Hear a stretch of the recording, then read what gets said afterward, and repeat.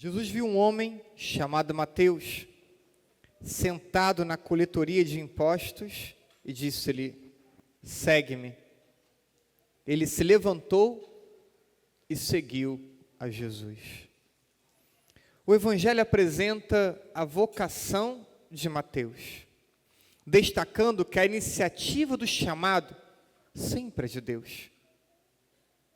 Nossa atitude, quando acontece, é uma resposta ao Deus que vem primeiro ao nosso encontro. É Deus que vem ao nosso encontro e de diversos modos fala conosco e nos chama a segui-lo. Irá passar em nossa vida em momentos diversos, dizendo sempre a mesma coisa: segue-me. Esse convite do Senhor é um convite primeiro a nos aproximarmos mais dele. Quando passou chamando os apóstolos, não foi para enviá-los à missão. Primeiro, esses apóstolos passaram tempo com Jesus, para poder escutá-lo, para poder aprender dele, para cultivar uma relação de confiança com Jesus. E esse mesmo convite, o Senhor passa em nossas vidas, fazendo a você e a mim: vem um pouco mais para perto.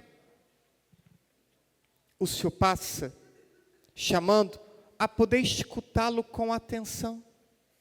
Quantas vezes saímos de uma celebração de missa e não lembrávamos nem qual era o Evangelho? Se alguém perguntasse qual foi o Evangelho de hoje, não saberíamos dizer, porque estávamos presentes, mas não ouvimos com atenção. O Senhor passa na nossa vida hoje e nos convida: escute com mais atenção as minhas palavras. São Paulo ensina que a fé, ela entra pelo ouvido. Então, é a escuta atenta que acolhe a palavra, que permite que essa palavra, então, possa produzir um efeito de mudança, de conversão, de transformação na nossa vida.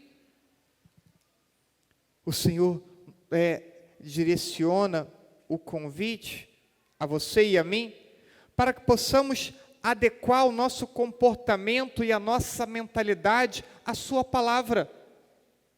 Muitos estão na igreja, mas vivem como mundanos, não vivem como cristãos. É preciso não só ter o hábito da missa dominical, mas é preciso trilhar um caminho com o Senhor, um caminho de escuta, um caminho de atenção, que possibilite a mudança e a conversão da mentalidade e do comportamento. Não é só estar na igreja, é pensar e sentir como um discípulo de Jesus. Talvez seja mais fácil vir à missa, seja mais fácil mudar uma roupa, mas difícil é mudar o coração. Difícil é mudar a forma como pensa, como sente, como entende a vida. E o Senhor nos convida também a isso. Esse segue-me é um convite a organizar melhor o nosso tempo e pararmos de desculpas. Não tenho tempo para rezar, minha vida é muito corrida. Aí faz aquela oração breve quando acorda, quando lembra e quando não está atrasado. E mais nada. Você acha que isso basta como oração de um discípulo? Não basta não. Está na hora de pararmos de dar tantas desculpas para Deus. Vida corrida, tempo, família, tudo isso todos nós temos. Mas apesar de tudo isso, é preciso conseguir colocar Deus no centro da vida. Tempo para Deus, tempo para oração, tempo para rezar o terço todos os dias, tempo para poder meditar a palavra diariamente, tempo para poder ir à missa também durante a semana, poder comungar mais vezes. Dizia isso na quinta-feira, Corpus Christi. Cremos na presença real, precisamos receber Jesus mais vezes. É um convite a melhorar nossa relação com as pessoas, amando mais, amando melhor. Refletimos isso domingo passado, celebrando a Trindade, dizendo, essa comunhão trinitária é o modelo de nossas relações. Quinta-feira dizia, Eucaristia na sua relação com a igreja. A Eucaristia gera comunhão, nos educa para a comunhão, portanto, nos educa para melhores relações interpessoais. Jesus passa dizendo, segue-me, e nos convidando a um serviço também na igreja. Temos na igreja um grupo de leigos profundamente dedicados, mas é um grupo pequeno, em comparação à imensa maioria dos católicos que só vem à missa, e não faz nada mais do que vir à missa. O desenvolvimento da igreja passa pela vida de cada um de vocês, a igreja crescer, a evangelização se desenvolver, passa pela vida de cada um de vocês, e o Senhor vem dizer a você e a mim, segue-me. É um convite ao apostolado, à missão, que possibilita Jesus ser mais conhecido. Alguém tem dúvida que é vontade de Deus Ele ser mais conhecido e mais amado? Alguém tem dúvida disso? E como isso vai acontecer? A partir da nossa própria vida. E alguns, o Senhor vai passar e vai chamar para a vida consagrada, para a vida sacerdotal. Padre e consagrado não dá em árvore. Vem de famílias cristãs. Vem de nossos adolescentes, de nossos jovens. Ter 150 coroinhas, não é possível que não saia daqui muitos padres e muitos consagrados. Repetidas vezes, a cada etapa de amadurecimento de nossa fé, porque nossa fé vai passando por fases. Então, em cada fase de amadurecimento, Jesus passa novamente e pede um pouco mais. Pede que renovemos o nosso sim. Então ele passa de novo dizendo a mesma coisa, segue-me. Quando olhamos para a Sagrada Escritura, vamos ver que Deus foi se revelando de forma gradativa ao longo da história da salvação, foi se revelando ao seu povo.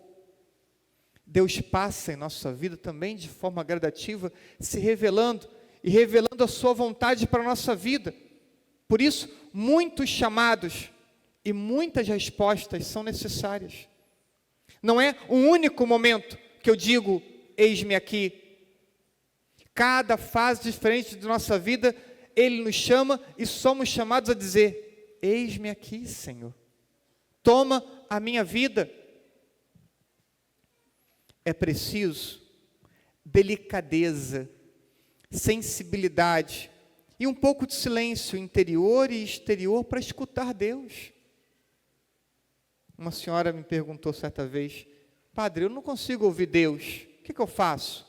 O primeiro, fale menos, fala muito barulho, muito ruído, não dá para ouvir Deus no barulho. Deus passa na brisa suave. Quem não tem delicadeza, sensibilidade, silêncio exterior e interior, não percebe Deus. E pensa que a fé é apenas emoção, que a fé é apenas chorar. Se foi à missa e chorou, parece que foi ótima a missa e encontrou Deus. E Deus passa na brisa suave, falando aos corações que estão atentos. É preciso então essa atitude de recolhimento, para que perceba Deus, e para que possa cultivar relação com Deus. Deus não quer ser um estranho, Deus quer ser o nosso amigo, Deus quer uma relação de proximidade. Pessoas que estão décadas na igreja, continua tendo Deus como estranho. E isso mostra que o teu caminho de fé não está legal. Se você tem anos de caminhada e Deus continua sendo estranho, o teu caminho de fé não está bom. Não está suficiente. É preciso, além disso, generosidade, desprendimento, coragem e fé, para poder repetir o sim cada vez que escutar Jesus passando e chamando novamente e pedindo um pouco mais.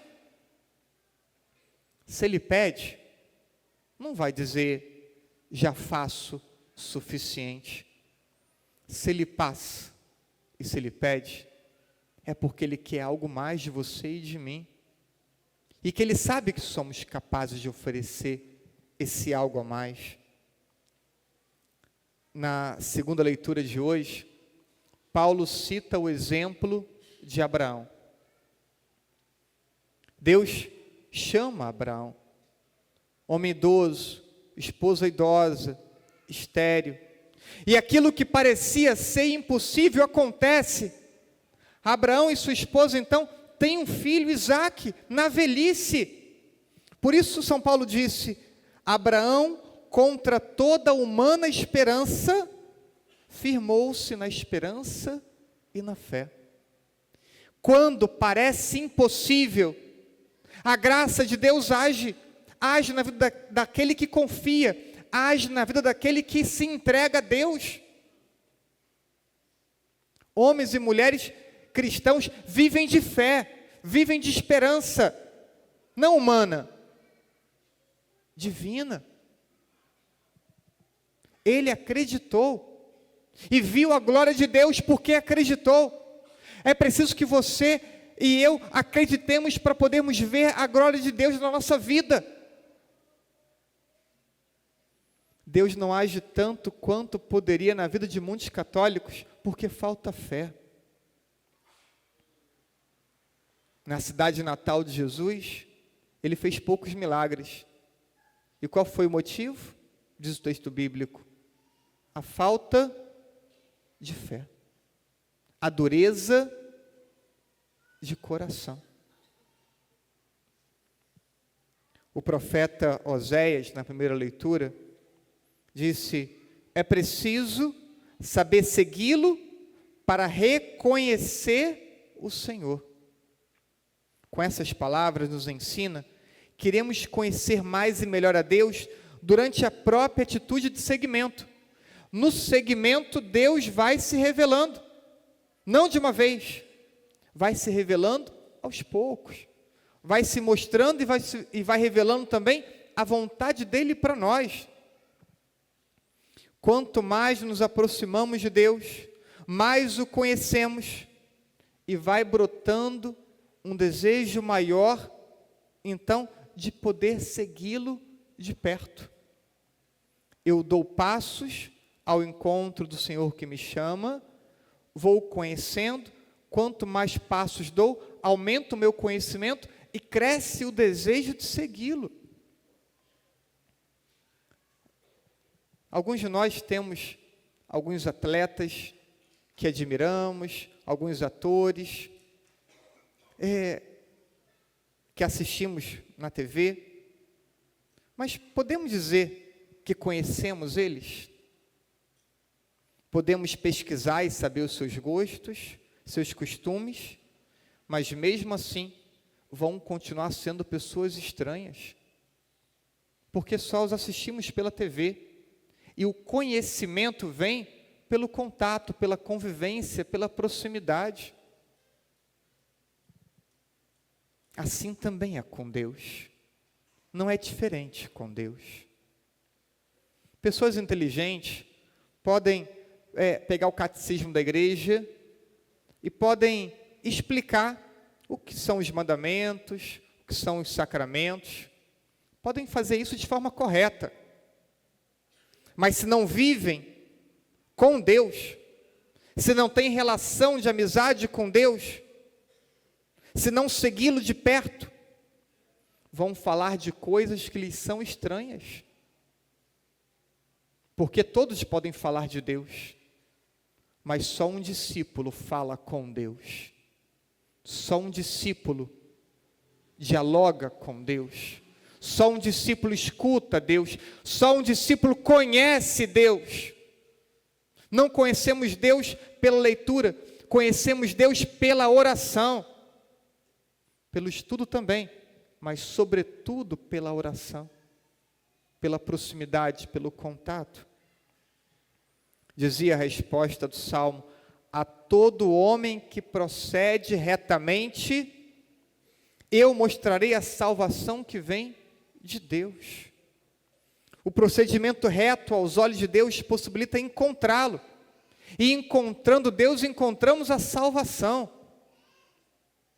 Por isso, disse que o pleno conhecimento de Deus supõe a fé que torna a pessoa um discípulo. Desse modo, é preciso aproximar para conhecer. É preciso buscar mais para poder então ir descobrindo Deus, para poder então permitir que Ele vá se revelando a todos nós. Quanto mais buscamos, mais Ele se revela. Torna-se então uma condição para ser discípulo para poder crescer e amadurecer na fé. Quantos criticam a doutrina, criticam Deus, mas vivem distantes de Deus. Muitos que possuem essa atitude estão até em nossas igrejas. Nada concorda, tudo discorda, tudo critica, mas vivem distantes de Deus. Jesus passa por nossa vida e nos chama. Talvez alguns possam pensar: olha, mas minha vida é toda errada, Ele não pode querer contar comigo. Para responder isso, Ele chamou Mateus, cobrador de impostos, profissão tida como corrupta, desonesta. Então Ele chama um homem desonesto para ser um apóstolo. Ele chama um homem desonesto para poder trilhar um caminho de conversão. Então não venha dizer: a minha vida não agrada a Deus. Sim, mas o Senhor está te chamando. Terminou o Evangelho dizendo: chamo pecadores. Não chamo justos, prontos. Chamo pecadores. Você então, por mais erros que possa ter, Deus te chama. Talvez alguns possam dizer: padre, mas eu não estudei, eu não tenho muito o que oferecer para responder a você. Jesus chamou Pedro, e chamou outros que também não sabiam ler e escrever, e fez de um homem analfabeto o principal apóstolo da igreja. Por quê? Porque Deus capacita aqueles que chama. Então não tem desculpas para não seguirmos o Senhor de perto. Não tem desculpa para não sermos um apóstolo dele. Não tem desculpas para não ofertarmos a vida a Deus, se Ele quer contar contigo. Jesus então passa e nos chama, e já nos chamou outras tantas vezes, e talvez demos desculpas. Tenha a coragem de Abraão, contra toda a esperança humana, ele se levantou e seguiu. Mesmo que humanamente pareça não ter lógica, tenha coragem de poder seguir o Senhor Jesus de perto.